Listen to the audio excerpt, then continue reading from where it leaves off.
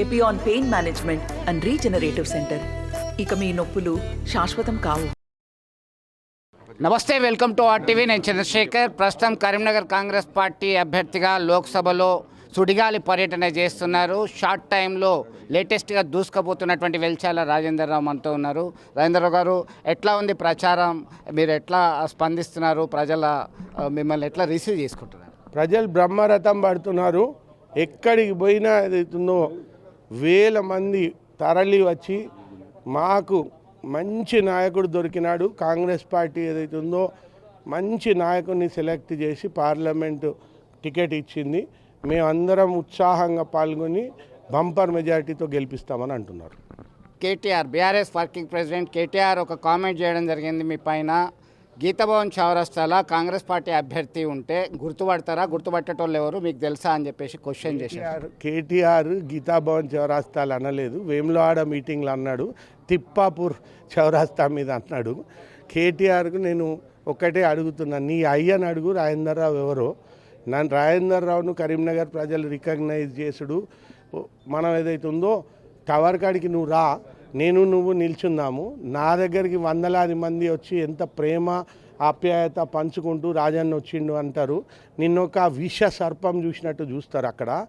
నువ్వు ఫస్ట్ నీ అయ్యని అడుగు, రాజేందర్రావు ఎవరు. రాజేందర్రావు అంటే నీ అయ్య హెలికాప్టర్లో తీసుకొచ్చి 2 బీఫారాలు చేతిలో పెట్టి నువ్వు పార్లమెంటుకు కూడా వెయ్యి, 2004లోనే నువ్వు పార్లమెంటుకు కూడా వెయ్యి, నువ్వు అసెంబ్లీ చొప్పదండికి వెయ్యి అని అన్నాడు. నీ అయ్యని అడుగు. ఉద్యమంలో నీ అయ్య కారు ఎక్కడికి వెళ్ళి వచ్చింది? నీ అయ్యని అడుగు.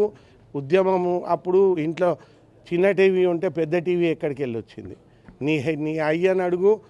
Rajender Rao general secretary TRS party ఎందుకు వేసినాడు? రాజేందర్రావు ఎంతమందిని ఉద్యమంలో షరీక్ చేయించినాడు? బొంతు రామ్మోహన్, ఎర్రోల శ్రీనివాస్ను, జగదీష్ రెడ్డిని, ఇలాంటి వాళ్ళను. నీ అయ్యని అడుగు. రాజేందర్రావు ఉద్యమంలో ఎంతమంది జైలుకు పోతే బెయిల్లకు పైసలు కట్టి బయటికి తీసుకొచ్చినాడు? రాజేందర్రావు అమరవీరుల ఫ్యామిలీస్కు ఎంతెంత సాయం చేసినాడు? నువ్వు 2009లో అమెరికాకి వెళ్ళి వాపసు వచ్చినప్పుడు చీమల పుట్టల పాము దూరినట్టు దూరి నువ్వు సిరిసిల్ల బస్ స్టాండ్ కాడ నిల్చుంటే ఒక అనామకుని నిన్నెవడు ఒక్క మనిషి కూడా ఏర్పాటు చేయకుండా ఈరోజు ఏదైతుందో తండ్రి పేరు మీద వచ్చి డొనేషన్ క్యాండిడేటు నువ్వు నా గురించి మాట్లాడుతున్నావు. నా గురించి మాట్లాడితే ఏదైతుందో కరీంనగర్ ప్రజలు బట్టలు ఇడిచి కొడతారు. నువ్వు ఒక వలస పక్షివి. నువ్వు వచ్చి మా దగ్గర బతికేటానికి వచ్చి నువ్వు సిద్దిపేట మెదక్ వాస్తవ్యునివి సిరిసిల్లకు వచ్చినావు. నీ తండ్రి సిద్దిపేట మెదక్ వాస్తవ్యుడు కరీంనగర్కి వచ్చిండు. హన్మకొండ వాస్తవ్యుడు వినోద్ కుమార్ని తీసుకొచ్చి మా మీద రుద్దిండ్రు. తెలంగాణ అనేది ఎందుకు పుట్టింది? స్థానికులు పరిపాలించాలి, ఆంధ్రోళ్ళ పెత్తనం మన మీద వద్దు అని చెప్పి మీ పెత్తనం మా మీద ఏంది? కరీంనగర్ మాకు తెలివి లేదా? మేము మా కరీంనగర్ను మేమే ఏదైతే ఉందో నడుపుకోలేమా? సిగ్గు మానం లేని మీరు నా గురించి మాట్లాడుతున్నాం. ఈ గడ్డ మీద పుట్టినా, ఈ గడ్డ మీద పెరిగిన, ఈ గడ్డల వేల మందిని పేర్లతో పిలుస్తా, వేల మందిని ముఖంతో ఏర్పాటు చేస్తారు. మీరు అన్నట్టుగా బండి సంజయ్ మీ ప్రత్యర్థి సైతం అదే కామెంట్ చేశారు. నేను పక్కా లోకల్, ఒకరు నాన్ లోకల్, ఇంకొకరు లోకలా కాదా అని చెప్పేసి తెలియదన్నా అని చెప్పేసి ఆయన కామెంట్ చేశారు. ఈయన పక్కా లోకల్ అయితే 600 జనరల్ బాడీ మీటింగ్లు అయినాయి కరీంనగర్లో. ఈ పక్కా లోకల్ 600 జనరల్ బాడీ మీటింగ్లో ఒక్కటి కూడా ఎందుకు అటెండ్ చేయలేదు? ఈ పక్కా లోకల్ ఒక్కసారి కూడా ఫోన్ ఎందుకు ఎత్తాడు? ఈ లోకల్స్ ఫోన్ చేస్తేనే. ఈ పక్కా లోకల్ ఒక్క గ్రామం కూడా ఎందుకు విజిట్ చేయడు? ఈ పక్కా లోకల్ ఏదైతుందో ఒక్కనికి నయా పైసా సాయం ఎందుకు చేయడు? ఈ పక్కా లోకల్ ఏదైతుందో దేవుని పటం చూపించి ఫోటో అడిగేటాయనే కొండగట్టి అంజన్నకు కానీ వేములాడ రాజన్నకు కానీ ఒక్క నయా పైసా ఎందుకు పెట్టాడు? ఈ పక్కా లోకల్ పొలిటికల్ టూరిస్ట్. ఆయన అభివృద్ధి కోసమే పనిచేసుకుంటాడు. కరీంనగర్ అభివృద్ధికి, కరీంనగర్ ప్రజల అభివృద్ధికి చేయడు. ఈ పక్కా లోకల్ ఏదైతుందో అవినీతిమయంలో కూరుకుపోయిండు. ఈ పక్కా లోకల్ను పార్టీ ప్రెసిడెంట్గా తీసేసేటానికి ప్రధాన ఆరోపణ కారణం ఏదైతుందో ఆయన అవినీతి.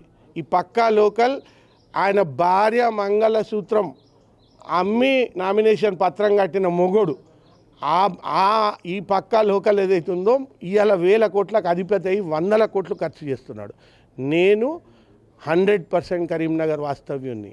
కరీంనగర్ ప్రజలందరూ నన్ను కరీంనగర్ బిడ్డగా కరీంనగర్ ప్రజల మధ్యలో మమేకమైతూ నా చివరి రక్తపు బొట్టు వరకు సేవ చేసేటానికి వచ్చిన 100% కరీంనగర్ ప్రజలు ఏదైతుందో నన్ను తప్ప ఇంకొకరిని ఏదైతుందో లోకల్ అనుకునే ఆస్కారమే లేదు. బోయినపల్లి వినోద్ కుమార్ ఆల్రెడీ హసన్పర్తి దగ్గరలో ఉన్నాడు, ఆయన హన్మకొండకి వెళ్ళిపోతాడు. ఈ బండి సంజయ్ ఇంట్లో పండుకునుడే. ఇప్పుడు ఇంతకుముందు కూడా ఏ మీటింగ్లు అటెండ్ చేయలేదు, కానీ ఈసారి మొత్తానికి మంచానికే పరిమితం. కరీంనగర్ లోక్సభ అభివృద్ధి కోసం మీరు ఒక DPR detail project report submit చేసినట్టుగా నా దగ్గర సమాచారం ఉంది. ఎట్లాంటి డిపిఆర్తో మీరు ముందుకు వస్తున్నారు? డిపిఆర్ అంటే యాక్చువల్లీ అది పర్సనల్ మేనిఫెస్టో. అది ఆ పర్సనల్ మేనిఫెస్టోలో నేను ఒక కార్యాచరణ రూపొందించుకున్నా. దేవుడు నాకు కొంచెం స్తోమత ఇచ్చినాడు, నాకు కొన్ని శక్తి సామర్థ్యాలు ఇచ్చినాడు. దాన్ని నేను ఎట్లనైనా ప్రజలతో పంచుకోవాలి అని చెప్పి ప్రతి సంవత్సరం ఉడత భక్తిగా నేను ఏదైతుందో 15-20 కోట్లన్నా వాళ్ళ మీద ఖర్చు చేయాలి. దానికి ఏదైతుందో ఒక లిస్ట్ ఆఫ్ వర్క్స్ రాసుకున్నాను. కొంత ఇప్పుడు ప్రతి కాన్స్టిట్యున్సీకి మషినరీ ప్రొవైడ్ చేయదలుచుకున్నా. ఆ మషినరీ ఏంటంటే జేసీబీ కానీ, ట్రాక్టర్ ట్రైలర్ కానీ, డోజర్ కానీ, తర్వాత బోర్వెల్ రిగ్ కానీ, హార్వెస్టర్ కానీ, డ్రోన్స్ కానీ, ఒక్కొక్క నియోజకవర్గానికి ఒక యూనిట్ చొప్పున ఇస్తే దరిదాపులో 15-20 కోట్లు అవుతాయి. కానీ అవి ఎంత సదుపాయంగా ఉంటాయంటే మేము ఒక యాప్ క్రియేట్ చేస్తున్నాం, కరీంనగర్ సహాయక యాప్ అని. నేను కరీంనగర్కు సహాయకుని, సేవకుని.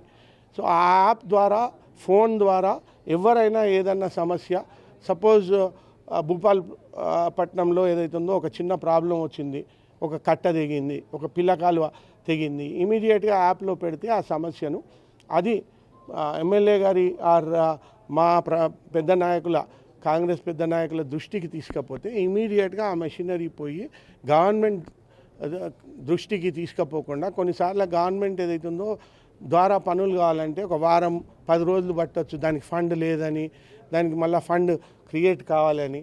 అందుకని మా వాళ్ళు ఏదైతుందో ఇమీడియట్గా అది పంపి ఫ్రీ ఆఫ్ కాస్ట్ ఏదైతుందో ఆ పని చేస్తారు.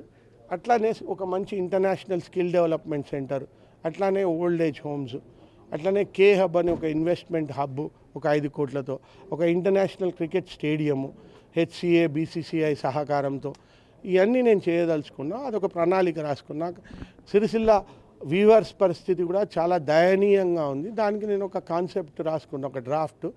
వాళ్ళని మ్యానుఫ్యాక్చరింగ్తో పాటు ట్రేడింగ్ సైడ్ కూడా తీసుకెళ్ళాలి. వాళ్ళను ట్రేడింగ్ సైడ్ తీసుకెళ్తే ఎందుకంటే వాళ్ళు వీవర్ కమ్యూనిటీ కాబట్టి వస్త్రాలకు సంబంధించి ఏదైనా బిజినెస్ వాళ్ళు బాగా చేయగలుగుతారు. ఎట్లా JC brothers, Chennai shopping mall, south India shopping mall లాగా వీళ్ళకు ఒక బ్రాండ్ వస్త్ర విహార్ అని రాసుకున్నాను. ఒక 5 పేర్లు రాసుకున్నాను. దాంట్లో నా బిడ్డలు అన్నారు వస్త్ర విహార్ బాగుంటుంది అని.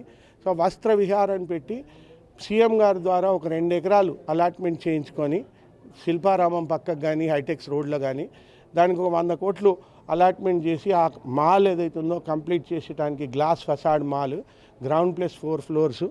అక్కడ ఏదైతుందో వీళ్ళు ఈ క్లోదింగ్, రెడీమేడ్ క్లోదింగు, యంగ్స్టర్స్ వేసుకునే క్లోదింగు, కాలేజ్ గోయింగ్ స్టూడెంట్స్ వేసుకునే క్లోదింగు, చీరలు ఇవన్నీ అమ్ముతూ అది సంవత్సరానికి ఆ బిల్డింగ్ ద్వారా ఏదైతుందో ఒక 40 కోట్లు 50 కోట్ల టర్నోవర్. అది మళ్ళీ విస్తరణ చేయడం, చైన్ లాగా చేయడం. ఇప్పుడు ఎలాగైతే సౌత్ ఇండియా మాళ్ళు 52 ఉన్నాయి మొత్తం తెలంగాణ ఆంధ్రాలో. సో ఇది కూడా ఏదైతుందో ప్రతి 3 నెలలకు 4 నెలలకు ఒకసారి ఒక యూనిట్ ఓపెన్ చేస్తూ ఖమ్మంలోటి, కరీంనగర్లోటి, తర్వాత నల్గొండలో ఒకటి, హైదరాబాద్లో దిల్సుఖ్ నగర్లో, సరూర్ నగర్లో, కూకట్పల్లిలో చేస్తే ఒక 3 ఏళ్లలో 30 సెంటర్లు అయినాయి అనుకోండి, ఒక 600-700 కోట్ల టర్నోవర్ అయింది. ఆ ట్రేడింగ్ టర్నోవర్ కూడా వాళ్ళకి కాంట్రిబ్యూట్ చేస్తుంది వాళ్ళ లైఫ్ స్టైల్ ఇంప్రూవ్మెంట్కు. మ్యానుఫ్యాక్చరింగ్ కంటిన్యూ అవుతూనే అది కూడా చేయడం. కొంత డిజైనర్స్, న్యూ డిజైనర్స్ని ఇంట్రడ్యూస్ చేయడం, national institute of fashion technology extension centre అక్కడ వచ్చేటట్టు చేయడం. అది కూడా కాన్సెప్ట్ డాక్యుమెంట్ రాసుకున్నాను. నేను సిరిసిల్ల మీటింగ్లో, సీఎం గారు వచ్చిన మీటింగ్లో నేను ఆ వీవర్ కమ్యూనిటీకి మొత్తం చదివి వినిపించినాను. వాళ్ళు చాలా అద్భుతంగా ఉంది అని చెప్పేసి ఇంతవరకు ఏ క్యాండిడేట్ కూడా ఈ రకంగా ఆలోచించలేదు, ఈ దృష్టితో మమ్మల్ని చూడలేదు. తప్పకుండా మీరు మాకు ఖచ్చితంగా ఈ రకంగా చేసి ఏదైతే ఉందో మా జీవితాలలో వెలుగు నింపుతారని ఆలోచిస్తున్నారు. ఫైనల్గా కాంగ్రెస్ అంటేనే డోకాబాజు పార్టీ అని ఇటు బీఆర్ఎస్ బీజేపీ పార్టీలకు సంబంధించిన నేతలు విమర్శిస్తున్నారు. ఒకటి, రెండవది ఇటీవల కాలంలో కరీంనగర్లో కార్పొరేటర్లు కేసుల భయంతో ఇతరత్ర కారణాలతో కరీంనగర్ కాంగ్రెస్ పార్టీలో చేరారు మొన్న రేవంత్ రెడ్డి ముఖ్యమంత్రి సమక్షంలో అని చెప్పేసి. మా పార్టీలో చేరిన వాళ్ళ మీద కేసులు ఏమీ లేవు. మా పార్టీలో చేరిన వాళ్ళు మంచిగా పనిచేసే కార్పొరేటర్లే. వాళ్ళు ఏదైతుందో వాళ్ళ డివిజన్స్లలో అభివృద్ధి కావాలని కోరి అభివృద్ధి ఓన్లీ కాంగ్రెస్తోనే అవుతుందని నమ్మి చేరడం జరిగింది. కాంగ్రెస్ ఎప్పుడు కూడా డోకేబాజ్ పార్టీ కాదు. మీరు 2004 నుంచి 2014 వరకు ఉన్న కాంగ్రెస్లో ఎన్ని ప్రామిసెస్ చెప్పినారో వైఎస్ రాజశేఖర రెడ్డి గారు. ఫ్రీ పవర్ అన్నారు, ఫ్రీ పవర్ ఇచ్చినారు. ఒకటేసారి రుణమాఫీ అన్నారు, ఒకటేసారి రుణమాఫీ చేసినారు.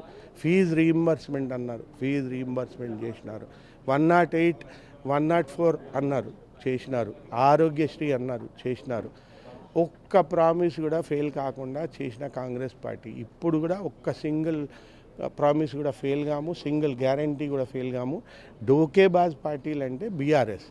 దళితుడిని ముఖ్యమంత్రి చేస్తా, డోకేబాజ్. దళితునికి 3 ఎకరాలు ఇస్తా, డోకేబాజ్. దళిత బంధు మొత్తం మందికి ఇస్తా, దళితులకు, డోకేబాజ్. డబుల్ బెడ్రూమ్ ఇస్తా, డోకేబాజ్.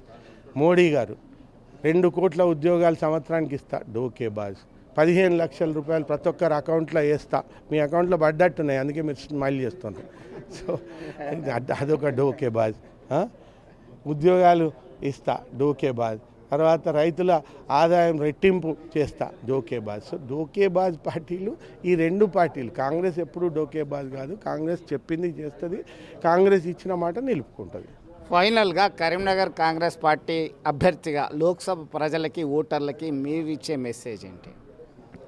కరీంనగర్ ఓటర్లకి నేను ఇచ్చే మెసేజ్ ఒకటే ఏంటి అని అంటే, మీరు బీఆర్ఎస్ హటావ్, తెలంగాణ బచావ్ నినాదం ఎత్తుకొని కేసీఆర్ గారిని బండకేసి కొట్టినారు. ఇప్పుడు బీజేపీ హటావ్, దేశ్కు బచావ్, భారత్కు బచావ్ నినాదం ఎత్తుకొని బీజేపీ పార్టీని పాతాళానికి తొక్కండి. బీజేపీ మనకు నయా పైసా పని చేయదు. నిత్యావసర సరుకులు ఏదైతుందో ఆకాశాన్ని అంటినాయి. 18% GST వేసి నడ్డి విరిచినారు సామాన్యులై. వాళ్ళు దేవుని ఫోటో, రాముని ఫోటో పెట్టి ఓటు అడుగుతున్నారు. ఎందుకంటే ఏమీ పని చేయలేదు కాబట్టి. రాముణ్ణి మొక్కుదాం, బీజేపీని తొక్కుదాం. Bye bye Modi, bye bye బండి.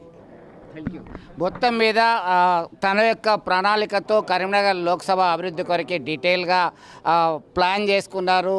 తనదైన శైలిలో అభివృద్ధి సంక్షేమ ఫలాలను పక్కాగా అందిస్తాను, నేను పక్కా లోకల్ అంటూ ఇటు బీఆర్ఎస్ బీజేపీ అభ్యర్థులను ఆ పార్టీలను పైన విరుచుకుపడుతూ తనకెందుకు ఓటేయాలో అని చెప్పేసి వివరించే ప్రయత్నం అయితే చేస్తున్నారు. Let us see what will happen on 13th of May.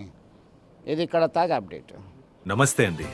ఇది వ్యాపారం గురించి కాదు, ఓటు గురించి. ఎన్నికల్లో ఓటు వేయడం మన హక్కు మాత్రమే కాదు, కర్తవ్యం. ఎంతో మంది మహా నేతలు శ్రమించి ప్రాణత్యాగం చేసి ఈ అవకాశాన్ని మనకిప్పించారు. అందరూ ఓటు వేద్దాం. ఎందుకంటే ఓటు హక్కు ఊరికే రాదు. నా ఓటు ఎవరికో తెలుసా? అది సీక్రెట్ అండి.